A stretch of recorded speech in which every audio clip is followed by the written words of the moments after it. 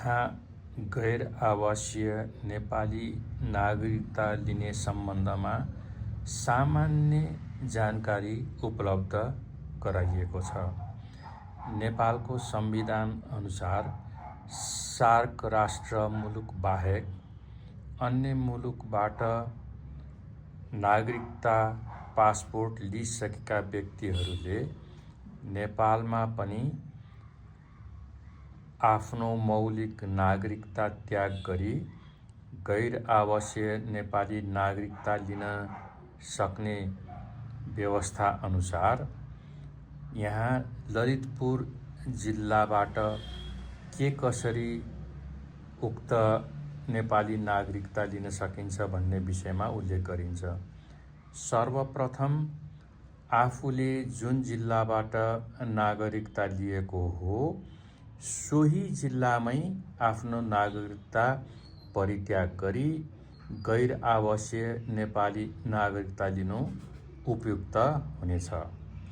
सोको लागि आफ्नो स्थानबाट जहाँ आफ्नो स्थायी बसोबास रहेको छ पहिला सोही स्थानको वडा कार्यालयमा गई आफूले नेपाली नागरिकता त्याग गरी गैर आवासीय नेपाली नागरिकता लिन भनी निवेदन दिने।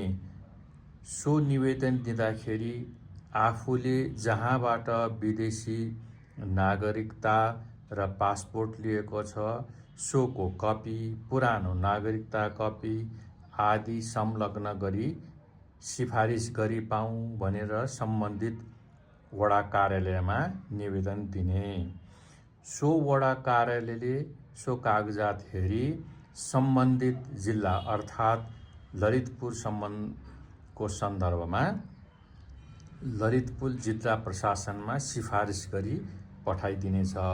सो सिफारिसको लागि रु 10,000 लाग्नेछ। सो पत्र लिएर जिल्ला प्रशासन जाने। जिल्ला प्रशासनमा विभिन्न प्रोसेस हुन्छन्। त्यो प्रोसेस गर्दै जाँदा एकचोटि चाहिँ कहाँ जानुपर्छ भने जिल्ला प्रहरी परिसर जावलाखेलमा CRS शाखामा जानुपर्ने हुन्छ त्यो पोलिस रिपोर्ट क्लियरेन्स गर्नको लागि। सो कार्य गर्न जिल्ला प्रशासन कार्यालयले नै पत्र लेखिदिन्छ। त्यसबाट जिल्ला प्रशासन कार्यालयको पत्र लिई जावलाखेलमा